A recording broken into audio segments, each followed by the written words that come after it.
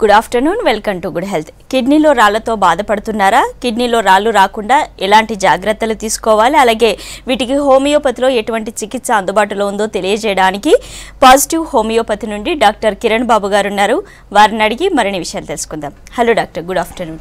అసలు చాలా మందికి కిడ్నీలో స్టోన్స్ ఉన్నాయని కామన్గా వింటుంటాం. అసలు కిడ్నీలో రాళ్ళు రావడానికి రీజన్స్ ఏంటి? రైట్, మానవ దేహంలో విసర్జన క్రియలో మూత్రపిండాలు అనేవి ప్రధానమైన అవయవాలు.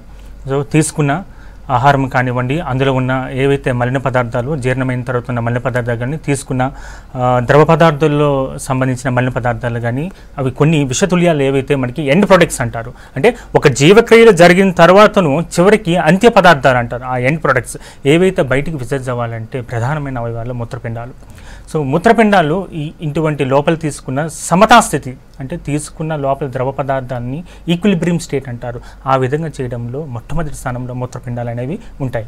అయితే వీటికి కూడా సంబంధించిన కొన్ని రకాలైన ఏవైనా ఈ సమతా శిశువులు కానివ్వండి, సో మూత్రపిండాల యొక్క పనితీరులో కానీ, మూత్రపిండాల తాలూకా జీవక్రియల యొక్క సమతుల్యత దెబ్బతినడం వల్ల కానీ ఎక్కడైనా లోపం జరిగినా అక్కడ మనకి డిసీజెస్ అనేది అప్పుడు వస్తాయి. అప్పుడు ఆ డిసీజెస్ అనేవి వస్తాయి. ప్రధానంగా ప్రస్తుతం మనం ఇప్పుడు ఏదైతే అనుకుంటామో కిడ్నీలో ఒక పార్ట్ అంటే రాళ్ళు ఏర్పడడం, దాని గురించి మనం ఇప్పుడు మాట్లాడుకుంటే అసలు రాళ్ళు అనేవి ఏంటి, అసలు ఏ విధంగా ఏర్పడతాయి రాళ్ళు అనేవి? మొట్టమొదట తీసుకుంటున్నాం, ద్రవ పదార్థాలను తీసుకుంటున్నాం, లేకపోతే తీసుకున్న తర్వాతను అవి కొన్ని చిన్న ప్రేగుల ద్వారా కానీ పెద్ద ప్రేగుల ద్వారా కానీ శోషించబడతాయి, రక్తంలోకి వెళ్తాయి. రక్తంలోకి వెళ్ళిన తర్వాత ఇతర శరీర భాగాలకి సరైన పోషకాలను అందజేస్తాయి రక్తం ద్వారా. మిగతా అంచు పదార్థాలే ప్రధానంగా ఏమిటి? యూరియా, యూరిక్ యాసిడ్, అమోనియా, ఇటువంటివన్నీ విసర్జన పదార్థాలు. ఈ యూరియా, యూరిక్ యాసిడ్ ఇవన్నీ మూత్రపిండాల ద్వారా బయటికి విసర్జించబడతాయి. ఈ వెళ్ళే క్రమంలో అంటే మనకి ఏవైతే మూత్రపిండాల యొక్క ప్రమాణము అని చెప్పుకుంటామో వాటిని నెఫ్రాన్స్ అని అంటాం. ఈ చిన్న చిన్న నెఫ్రాన్స్ ఏవైతే ఉన్నాయో అవి వడబోత కార్యక్రమాన్ని చేస్తాయి. ఈ వడబోత చేసే సమయంలో ఎప్పుడైతే వాటర్ అనేది సమతుల్యత చేసే ప్రమాణంలో, ఈ వడబోత చేసే క్రమాణంలో ఏమవుతుందంటే సరళీకరణ, ద్రవ పదార్థాల సరళీకరణ, దాన్ని ఏమంటాం మనము? సాచురేషన్ అంటాం. Excretory saturation. ఈ ఎక్స్క్రీటరీ సాచురేషన్ లెవెల్స్ ఎప్పుడైతే ఎక్కువగా జరుగుతాయో అప్పుడు మనకి స్టోన్స్ కిడ్నీలో, అదే మూత్రపిండాల రాళ్ళు అనేవి ఏర్పడుతుండడం జరుగుతుంటాయి. సో ఏ విధంగా ఏర్పడతాయి అంటే తీసుకున్నవి ఏదే ద్రవ పదార్థాలు ఉంటాయో కొన్ని ద్రవ పదార్థాలు శోషించబడిన తర్వాత మరికొన్ని యూరియా, యూరిక్ యాసిడ్ రూపంలో బయటికి విసర్జించబడతాయి. అలా కాకుండా ఎక్కువైతే ఈ డిసీజెస్ ఉంటాయి, కొన్ని మూత్రపిండాలకు సంబంధించిన డిసీజెస్. అవి ఏమిటి? కొన్ని ఉదాహరణలు మీకు చెప్తాను. గ్లామరులోనెఫ్రైటిస్, ఎక్యూట్ పైలోనెఫ్రైటిస్, ఈ రెండు కండిషన్స్ తీసుకుందాం. కొన్ని రకాల మూత్రం అంటే బయటికి రాకుండా మూత్రాశయములు అంటే యూరినరీ బ్లాడర్లో ఉండే అడ్డంకుల వలన మూత్రం అనేది బయటికి విసర్జించబడకపోవడం వలన లోపల మూత్రం అనేది బయటికి రాకుండా ఉండిపోవడం జరుగుతుంది. ఎప్పుడైతే ఉండిపోవడం జరుగుతుందో ఈ సాచురేషన్ లెవెల్స్లో అక్కడ మనకి యూరిక్ యాసిడ్కి సంబంధించి, యూరియాకి సంబంధించి, కాల్షియంకి సంబంధించి రాళ్ళు ఏర్పడే అవకాశం ఉంటాయి. సో ఈ మూత్రపిండం లేక ఎన్ని భాగాలని చెప్పుకుంటాం మనము? మూత్రపిండాలు, మూత్రనాళాలు, మూత్రాశయము. సో ఈ మూత్రాశయము అంటే మూత్రకోశం అని చెప్పుకుంటాం. మూత్రకోశం తర్వాత యురిత్రా అని చెప్పుకుంటాం. ఈ అన్నిగాల్లో రాళ్ళు ఏర్పడే అవకాశం ఎక్కువగా ఉంటుంది. మొట్టమొదటి ప్రధానంగా 70-80% రాళ్ళు ఎక్కడ ఏర్పడతాయి? సో మూత్రపిండము లోపల ఏర్పడే అవకాశం ఉంటుంది. దాన్ని ఎలా అంటే పెల్విక్ క్యాలిసెల్ జంక్షన్ అని మనకి వైద్య పరిభాషలో చెప్తాం. మూత్రపిండం యొక్క మొదటి భాగం అని చెప్పుకోవాలి. ఆ మూత్రపిండం యొక్క మొదటి భాగంలో రాళ్ళు ఏర్పడే అవకాశం ఉంటుంది. అది 70-80% ప్రస్తుత ఆధునిక జీవ విధానంలో చూస్తున్న రాళ్ళన్నీ కూడాను అవే ఉంటాయి. ఎక్కువగా కూడా ఏం స్టోన్స్ మనకి ఏర్పడతాయి? Calcium stones, calcium oxalate. 70-80% కిడ్నీలో రాళ్ళు ఎటువంటివి? Calcium oxalate. ఇకపోతే మిగిలిన 10% కానీ 15% కానీ అవి యూరిక్ యాసిడ్ స్టోన్స్ అని ఎక్కువగా ఉంటాయి. ఇవి ఎలా ఏర్పడతాయి? Calcium stones. కాల్షియం అక్కడికి ఎలా వెళ్తుంది అంటే మూత్రం ఎప్పుడైతే దాని ద్రవ పదార్థాలకు సంబంధించి కొంత రక్తంలోకి శోషించబడుతుందో, అప్పుడు మరికొంత విసర్జించబడుతుందో అక్కడ ఈ కాల్షియం డిపాజిట్స్ అనేవి నెఫ్రాన్ యొక్క లోపల పార్శ్వ భాగాలకి అతుక్కుని పోతాయి. ఎప్పుడైతే అతుక్కుని పోతాయో అక్కడ రాళ్ళు ఏర్పడే అవకాశం ఎక్కువగా ఉంటాయి. అయితే రాళ్ళు ఏర్పడితే మనం ఏం భయపడాలంటే ఎట్టి పరిస్థితుల్లో భయపడే అవకాశం లేదు. లెస్సర్ దాన్ 0.5 సెంటీమీటర్స్, 0.5 అంతకన్నా తక్కువ ఉన్న ఆ సెంటీమీటర్స్ ఉన్న రాళ్ళు మూత్రం ద్వారా బయటికి విసర్జించబడతాయి. వాటికవే ఎటువంటి చికిత్స అవసరం లేదు, ఎటువంటి హోమియోపతి అవసరం లేదు, ఎటువంటి అలోపతి అవసరం లేదు, ఎటువంటి ఆయుర్వేదిక అవసరం లేదు, చక్కగా బయటపడిపోతాయి. ఎప్పుడైతే 0.5 కాకుండా అంతకన్నా ఎక్కువ సెంటీమీటర్స్ ఉంటే కొన్నిసార్లు అవి అబ్స్ట్రక్ట్ అయ్యే అవకాశాలు ఉంటాయి. ఎప్పుడైతే అడ్డంకులు ఏర్పడతాయో అప్పుడు మనకి మొట్టమొదటి కనిపించే లక్షణము పెయిన్, దాన్నే నొప్పి, అదే రెనల్ పెయిన్ అని మనం చెప్పుకుంటూ ఉండాలి. రైట్ అండి. కాలర్ ఉన్నారు కల్వకుర్తి నుండి. Hello madam. వెంకటయ్య గారు, మీ క్వశ్చన్ అడగండి, డాక్టర్ ఉన్నారు.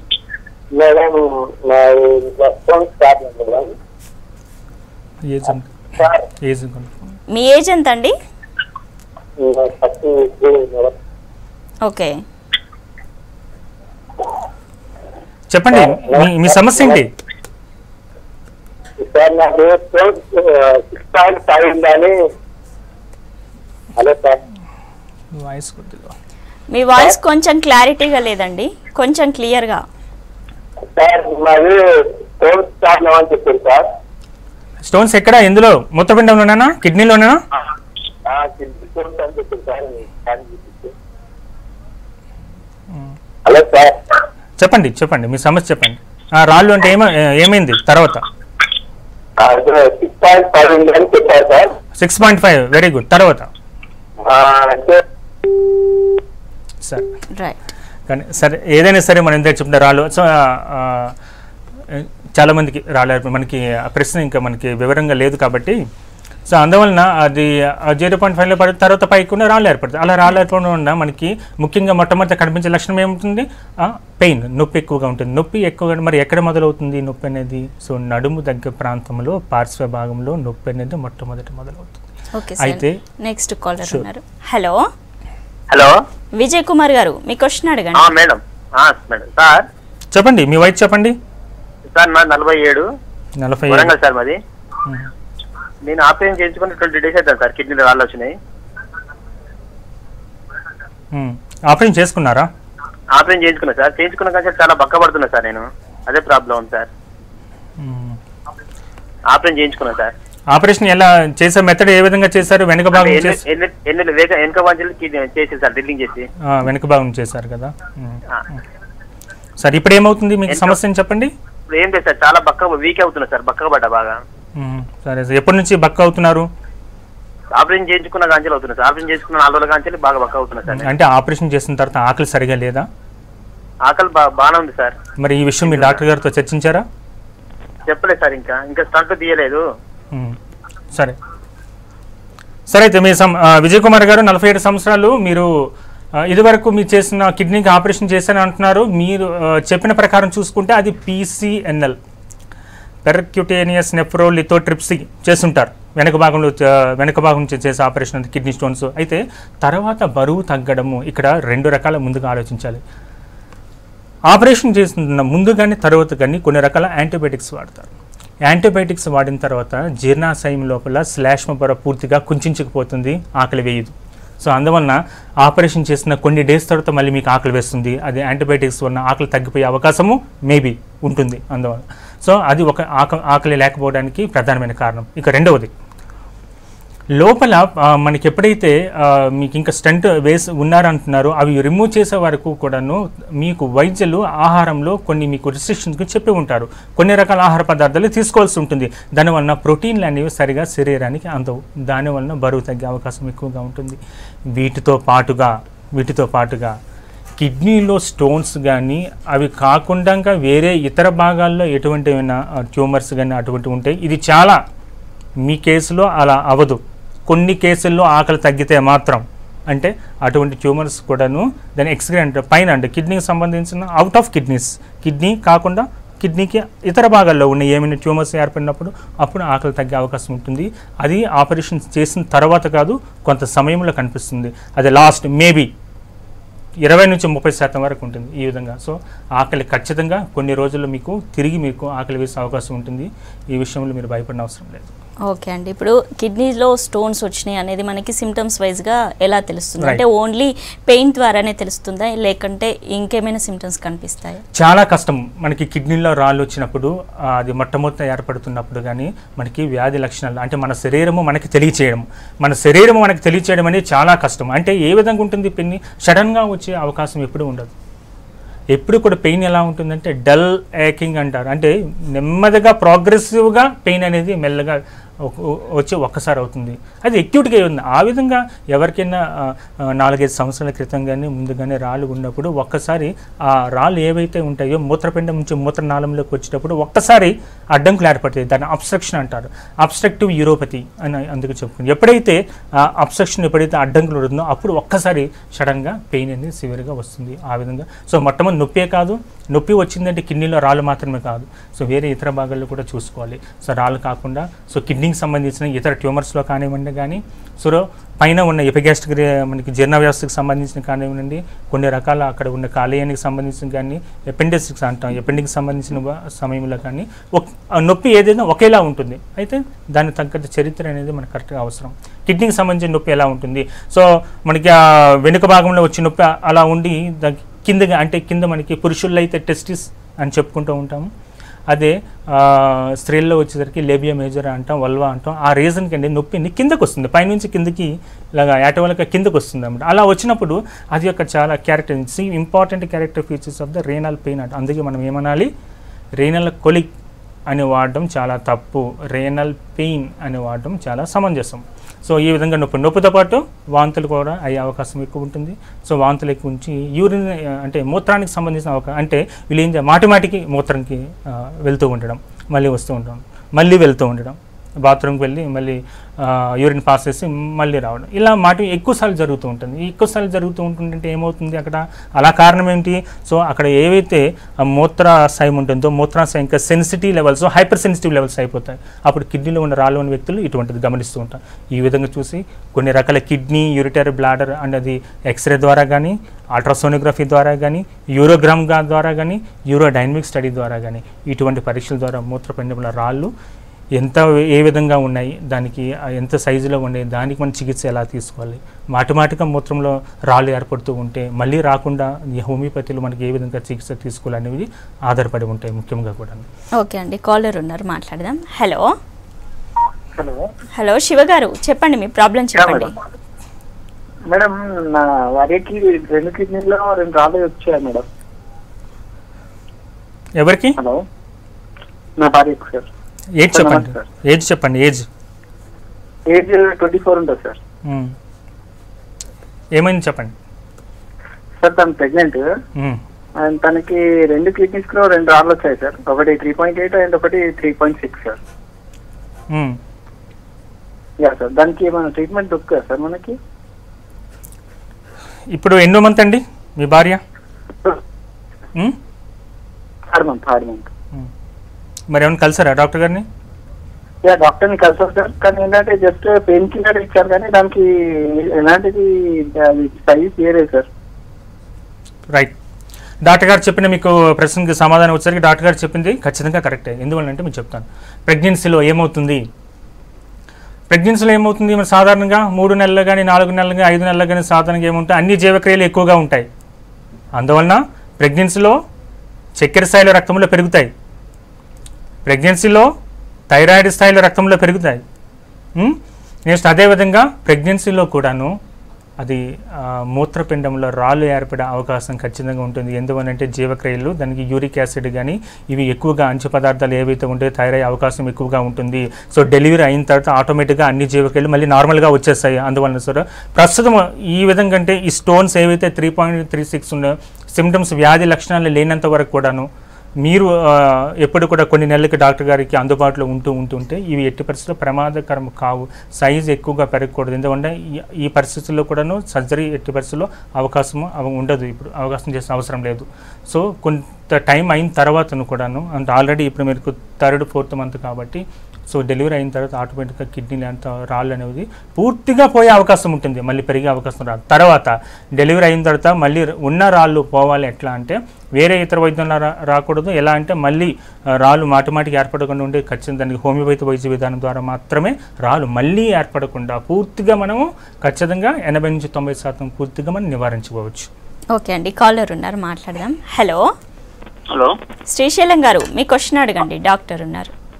మాకు 3 years కిడ్నీ ఆపరేషన్ అయింది. మీ ఏజ్ చెప్పండి ఫస్ట్. ఏజా 23. ఏమైంది చెప్పండి. 3 years కిడ్నీ ఆపరేషన్ అయింది. ఎటువైపు, కుడివైపు ఎడమవైపు? Right side. అది తోని తీసిన అది అప్పటి నుంచి మళ్ళీ 4 రోజుల నుంచి మూత్రం అంటూ వస్తుంది. అది హాస్పిటల్కి వచ్చి స్నానం చేస్తే కిడ్నీ ఆపుంది అంటారు. ఆ టాబ్లెట్స్ తక్కువ అవుతుంది, ఇన్ఫెక్షన్ అది అంటారు. చెప్పండి. అదండి రైట్. ఒకసారి 23 సంవత్సరాలు కానీ 22 సంవత్సరాల్లో కానీ సాధారణంగా వచ్చేవి ఎప్పుడైతే కిడ్నీ రాళ్ళు అనేవి ఈ మధ్యన 23-24లో కూడా మనకి కిడ్నీలో రాళ్ళు వచ్చే అవకాశాలు వస్తున్నాయి. కానీ కొద్ది టైం తీసుకున్నా అంటే ఎక్కువ ద్రవ పదార్థాలు తీసుకోవడం వల్ల కానీ వాటిలో మనకి రాళ్ళు ఏర్పడకుండా పూర్తిగా చేసుకోవచ్చు. బయట తీసుకున్న ఆహార పదార్థాలు కానీ వాటి వల్ల కానీ ఎక్కువగా వాటర్ తీసుకుపోవడం కానీ రాళ్ళు ఏర్పడే అవకాశం ఉంటాయి. 23 తర్వాత మీకు ఆపరేషన్ చేశారన్నారు. ఆపరేషన్ చేసిన తర్వాత కూడా మళ్ళీ మీకు యూరినరీ సిమ్టమ్స్ మళ్ళీ వస్తున్నాయి అంటున్నారు. సో అందువలన మళ్ళీ అక్కడ రాళ్ళు ఏర్పడే అవకాశం ఎక్కువగా ఉంటాయి. వాటి వలన కూడా యూరిన్ మాటిమాటికి వెళ్తూ ఉండడం కానీ యూరిన్లో మంట ఏర్పడుతూ ఉండడం కానీ జరగవచ్చు. సో కిడ్నీలో రాళ్ళు ఉండడం వలన కూడా యూరినరీ ఇన్ఫెక్షన్స్ అనేవి ఎక్కువగా వస్తూ ఉంటాయి. ఆ సైజ్ ఆఫ్ అంటే ఎక్కువ యూరిన్ మూత్రపిండంలో రాళ్ళు సైజు ఎక్కువ పెరిగిన కొలత యూరిన్ బయటకు రాకుండా కూడా అడ్డంకులు ఏర్పడుతూ ఉంటాయి. అందువలన అక్కడ వారికి వచ్చే కామన్ కాంప్లికేషను యూరినరీ స్టోన్స్ ఉన్నప్పుడు దాన్ని హైడ్రోనెఫ్రోసిస్ అని అంటాం. ఇది వచ్చే అవకాశం లేకపోలేదు. అందువలన ఎప్పుడు కూడా అలసత్వం చేయకుండా మళ్ళీ రాళ్ళు ఏర్పడకుండా మనకి ఈ ప్లేస్లో మీకు మళ్ళీ ఆపరేషన్లు ఎన్ని రాళ్ళు ఏర్పడుతూనే మీకు వస్తుంటాయి. ఆ రాళ్ళు ఏర్పడే తత్వం పోనంత వరకు కూడాను మీకు మళ్ళీ రాళ్ళు అనేవి మళ్ళీ ఏర్పడుతూ ఉంటాయి. అందువలన ఈ యొక్క టైంలో కూడా ఖచ్చితంగా హోమియోపతి చికిత్స తీసుకున్న తర్వాతను మళ్ళీ ఆ విధంగా రాళ్ళు ఏర్పడే అవకాశం లేకుండా యూరినరీ సంబంధించిన ఏవైతే ఉన్నాయో మంట రావడం కానీ మాటిమాటికి వెళ్తూ ఉండడం కానీ ఇతర ఇబ్బందులు మూత్రకోశంకి సంబంధించిన లక్షణాలు ఏవైతే ఉన్నాయో అవన్నీ కూడా పూర్తిగా మనకు తగ్గుముఖం పట్టే అవకాశం ఉంటుంది. ఓకే అండి, కాలర్ ఉన్నారు, మాట్లాడదాం. Hello madam. శ్రీనివాస్ గారు చెప్పండి, మీ ప్రాబ్లం చెప్పండి, డాక్టర్ ఉన్నారు. చెప్పండి శ్రీనివాస్ గారు. నమస్తే సార్. నమస్తే, చెప్పండి. నాకు రైట్ కిడ్నీలో 3.2 mm స్టోన్ ఉందని మన అల్ట్రాసౌండ్ వచ్చింది సార్. మీ ఏజ్ ఎంత చెప్పండి శ్రీనివాస్ గారు? నా ఏజ్ 47 సార్. నాకు షుగర్ కూడా ఉంది. సార్ చెప్పండి. రైట్ కుడివైపు కిడ్నీలో ఎంత ఉంది? 3.2 ఎంత ఉందన్నారు. చెప్పండి. ఇప్పుడు లెఫ్ట్ కిడ్నీలో లైట్ గా నొప్పి వస్తుంది, ఎల్లుపోసలో వస్తుంది. చెప్పండి, ఏంటి మీ సమస్య? దానివల్ల ఏమవుతుంది? ఏం చేద్దాం అనుకుంటున్నారు? నొప్పి వస్తుంది సార్. దానివల్ల మందులు ఏం వాడలేదు. మన డాక్టర్ పోతే రాసిచ్చారు, ఇంకా ఎక్కడ చూపించలేదు. మొన్ననే వెళ్ళండి, చూపించుకోవాలి కదా. హోమియోపతిలో కంప్లీట్ గా క్యూర్ అవుతా. మీరు హోమియో తీసుకోండి, దాని గురించి. ఓకే, మీ ప్రశ్న సమాధానం. ఇప్పుడు ఒక సమస్య మనకు వచ్చింది, మూత్రపిండంలో అదే రాళ్ళు అన్నారు, 3.8 ఉంది. 3.8 నార్మల్ కాదా? ఇదివరకు కూడా మీకు ఒక కాంప్లికేషన్ ఉంది, మధుమేహం ఉంది, డయాబెటీస్తో బాధపడుతున్నారు. డయాబెటీస్తో బాధపడినప్పుడు ఇటువంటి జీవక్రియలు ఏవైతే మనకి బ్యాలెన్స్ తప్పుతూ ఉంటుందో అప్పుడు రాళ్ళు ఏర్పడే అవకాశం కొన్నిసార్లు ఎక్కువగా ఉంటుంది శ్రీనివాస్ గారు. సో అందువలన మీరు ఏదైతే డాక్టర్ గారు చెప్పారో అది అంత అలసట్ చేయకూడదు. వెంటనే మీరు దానికి సంబంధించిన ఏవైతే చికిత్సలు ఉన్నాయో, మీకు ఏవైనా ఎక్స్రే రాశారా లేకపోతే ఒక అల్ట్రాసోనోగ్రఫీ రాశారా, అవి ముందు మనం చేయించుకున్న తర్వాత దాని చికిత్స ఎలా తీసుకోవాలి. లేదు మీరు ఇప్పుడు హోమియో స్టార్ట్ చేయాలనుకుంటారు, మంచిదే. సో హోమియో స్టార్ట్ చేసుకున్నప్పుడు మీకు దగ్గరలో కానీ ఎక్కడే కానీ మనకి పాజిటివ్లో కానీ అక్కడ మనకి స్పెషలిస్ట్ నెఫ్రాలజిస్టులు ఉన్నారు. ఆ నెఫ్రాలజిస్టులు మీకు సైజ్ ఎంత ఉంది, సిమ్టమ్స్ ఎంతవరకు వచ్చాయి, ఒకవేళ మీకు శస్త్రచికిత్స అవసరం లేకుండానే ముందుగా మనం ఎంత చేసుకోవాలి, ఏ స్టేజ్లో ఉంది, దానికి యూరినరీ సిమ్టమ్స్ ఎలా వచ్చాయి, బ్లాకేజ్ ఎక్కడ ఉంది, సో క్యాలిక్లీ మనకి బ్లాడర్ దగ్గర బ్లాక్ ఉందా లేకపోతే యూరిటరీలో బ్లాక్ ఉందా, సో మనకి పెల్వి యూరిసెల్ జంక్షన్ అంటాం అక్కడ బ్లాక్ ఉందా, లేకపోతే యూరిథ్రా దగ్గర మియాటల్ స్టెనోసిస్ అని అంటారు అక్కడ బ్లాక్ ఉందా. ఈ విధంగా ఇన్ని దగ్గరలో ఎక్కడ స్టోన్ అబ్స్ట్రక్ట్ ఉందో చేసుకోవాలి. దాని సిమ్టమ్స్ ఏ విధంగా ఉన్నాయో చూసుకోవాలి. దానికి ఇతర జీవక్రియలకి ఏమైనా అలవాట్లు ఉన్నాయో చూసుకోవాలి. ఇవన్నిటి చూసుకున్న తర్వాత కరెక్ట్గా డయాగ్నోస్ చేసిన తర్వాత అప్పుడు మనము చికిత్సగా ముందుకు వెళ్ళచ్చు. ఈ స్టేజ్లో కూడా హోమియో అనేది మనము ఖచ్చితంగా పెయిన్ ఎక్కువగా డెవలప్ అవ్వక ముందే చికిత్స తీసుకోవడం ఆరంభించవచ్చు. ఓకే అండి, కాలర్ ఉన్నారు. హలో మేడం చెప్పండి. మీరు చెప్పండి మల్లేష్ గారు, ప్రాబ్లం ఏంటి? మేడం నాకు ఒక 10 years కింద సర్జరీ అయింది. మేడం ఏం సర్జరీ అండి? ఏజ్ కనుక్కోండి ఫస్ట్. అదే స్టోన్స్ సర్జరీ, కిడ్నీలో రాళ్ళు. ఓకే, మీ ఏజ్ చెప్పండి. మేడం మీ ఏజ్ ఎంత? నా ఏజ్ వచ్చేసి ఇప్పుడు 37 ఉంది మేడం. చెప్పండి మీ సమస్య చెప్పండి. అయితే కిడ్నీలో రాళ్ళు 10 years కింద సర్జరీ అయింది సార్.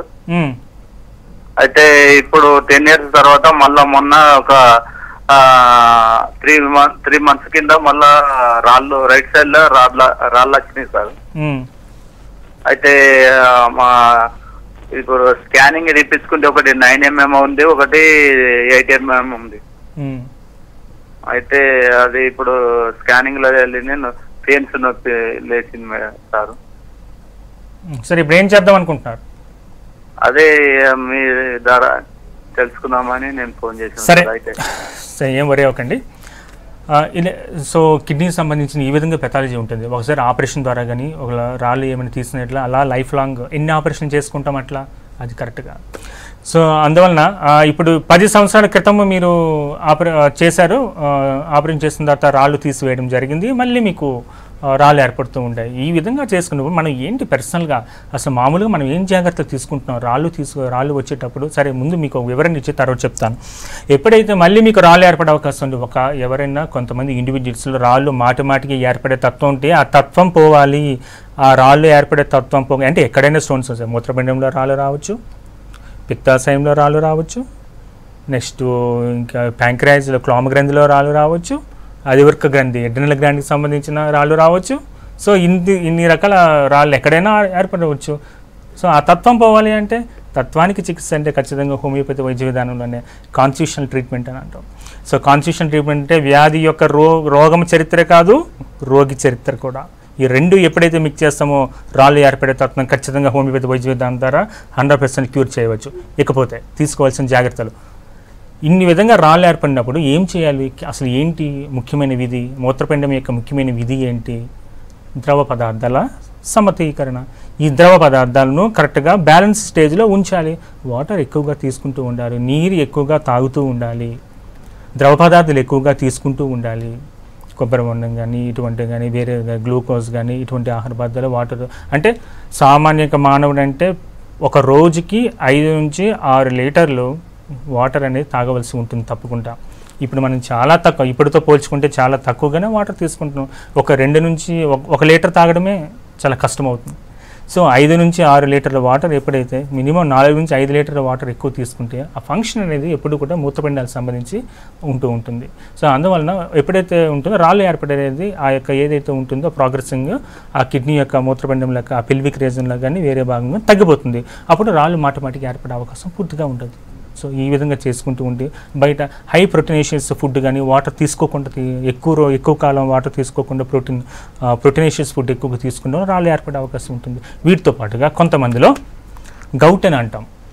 అంటే ఎవరైతే మీట్ మాంసము, పౌల్ట్రీ ప్రొడక్ట్స్, కోడిగుడ్లు కానీ పాలు కానీ ఎక్కువగా తీసుకున్న వారిలో రక్తములో ప్యూరైన్స్ అనేవి చాలా ఎక్కువగా ఉంటాయి. అంతమందిలో ఏర్పడదు. ఎవరైతే ప్యూరైన్స్ అనేది ఎక్కువగా ఉంటాయో, ప్యూరైన్ మెటబాలిజం ఇంబ్యాలెన్స్ అయిపోతుందో అప్పుడు ఏర్పడే స్టోన్స్ యూరిక్ యాసిడ్ స్టోన్స్ అంటారు. ఇవన్నీ కూడా ఎక్కువగా తీసుకోకుండా కొన్ని మన యొక్క ఏవైతే జీవక్రియలకు సంబంధించి ఆహార పదార్థాలకు సంబంధించి ఏవైతే ఉన్నాయో ఆహార పదార్థాలని ఒక మేనేజ్మెంట్ సిస్టమ్, ఒక వారంలో ఏ విధంగా మేనేజ్ చేసుకోవాలి, ఎప్పుడు ఆహారం తీసుకోవాలి, ఏ టైంలో తీసుకోవాలి, ఎన్ని గంటలకు తినాలి, ఈ విధంగా చేసుకుంటే కిడ్నీలో రాళ్ళు ఏర్పడే అవకాశము 1% కూడా రాళ్ళు ఏర్పడే అవకాశం మనకి కనిపించవు. రైట్ అండి. ఇప్పుడు డయాబెటీస్ ఉన్న వాళ్ళలో ఎక్కువగా కాంప్లికేషన్స్ కనబడుతూ ఉంటాయి. కిడ్నీ ఫంక్షనింగ్లో ప్రాబ్లం వస్తుంటుంది వీళ్ళకి. సో అసలు కిడ్నీ ఫంక్షనింగ్లో ప్రాబ్లం రావడానికి డయాబెటీస్కి రిలేషన్ ఏంటి? ఎక్కువగా వీళ్ళలో ప్రాబ్లం కనబడుతుంది. Right, good question. ఎప్పుడైతే ఈ మధుమేహం ఎవరికైతే చూస్తూ ఉంటే మధుమేహం ఉన్న వాళ్ళు ఎవరైతే వారిలో ప్రధానంగా మొట్టమొదటి దెబ్బతినే అవయవాల్లో రెండవ స్థానంలో ఉండేది మూత్రపిండాలు. ఎందువల్లంటే ప్రథమ స్థానంలో ఉండేవి ఏమని చెప్పుకుంటామో, ప్రథమ స్థానంలో ఉండేది గుండె. సో కరోనరీ ఆర్టరీస్ అనేవి దెబ్బతింటాయి. అండ్ ఆల్ ఆర్టరీస్, ఎవరికైతే మధుమేహం ఉంటుందో రక్తనాళాలు అన్నీ కూడా సెన్సిటివిటీ నేచర్ దెబ్బతింటాయి అన్నీ కూడాను. సో అందువలన కూడా సో చర్మానికి సంబంధించిన సమస్యలు ఎక్కువ ఉంటాయి. నెక్స్ట్ రెండవ స్థానాన్ని ఆక్రమించేది మూత్రపిండాలు. సో మూత్రపిండాలు మధుమేహంకి మూత్రపిండానికి రెండింటికి కూడాను రెండు కూడా స్థానాలు ఉన్నాయి. సో అందువల్ల మధుమేహ వ్యాధిగ్రస్తులు కిడ్నీకి సంబంధించిన టెస్టులు కానివ్వండి, కిడ్నీ యొక్క సంబంధించిన జాగ్రత్తలు తీసుకోవాల్సిన ఆహార పదార్థాలు తీసుకోవాల్సిన జాగ్రత్తలు కానీ ఇవన్నీ చేసుకోవాలి. ఎప్పుడైతే హైపర్గ్లైసెమిక్ స్టేట్ ఉంటుందో, సో అందువలన చక్కెరస్థాయిల రక్తంలో ఎప్పుడైతే ఎక్కువగా పెరుగుతూ ఉంటాయో, ఎక్కువగా పెరిగి సరైన చికిత్స లేకపోతే మూత్రపిండాలు ఖచ్చితంగా దెబ్బతింటాయి. ఒకసారి మూత్రపిండాలు అనేవి పూర్తిగా దెబ్బతింటే మళ్ళీ రివర్సిబుల్ అవ్వడము చాలా కష్టము వేరే ఇతర ఆర్గాన్స్ కంటే మూత్రపిండాలకు సంబంధించి. ఎందుకంటే ప్రధానమైన విసర్జక అవయవాలు అవి. సో అందువలన మనం అజాగ్రత్తగా ఉండకూడదు. సో మధుమేహ వ్యాధిగ్రస్తులు ఖచ్చితంగా వారానికి ఒకసారి కానీ, ఇంకా చక్కెర స్థాయిలో రక్తంలో పడిపోతూ ఉంటే వాళ్ళు రోజు కానీ గ్లూకోమీటర్ ద్వారా కానీ అవి రక్తంలో చక్కెర స్థాయిలు చూసుకుంటూ ఉండాలి. ఒక వారం అయిన తర్వాత కొన్ని రకాల పరీక్షలు HbA1c కానీ, ఫాస్టింగ్ బ్లడ్ షుగర్ కానీ, పోస్ట్ ప్రాండియల్ బ్లడ్ షుగర్ కానీ ఇవన్నీ చూసుకుంటూ ఉండాలి. ఈ రక్తం చూసుకుంటే అప్పుడు మూత్రపిండాలకు సంబంధించిన సమస్య రాకుండా మనము రాళ్ళు ఏర్పడకుండా మనం పూర్తిగా నివారించుకోవచ్చు. ఓకే అండి, కిడ్నీలో స్టోన్స్కి పర్మనెంట్గా హోమియోపతిలో ట్రీట్మెంట్ ఉంది, సర్జరీ అయితే సేఫ్ కాదు అని చెప్తున్నారు. థ్యాంక్ యూ సో మచ్ అండి. ఇది వాళ్ళ good health. Keep watching V6 news.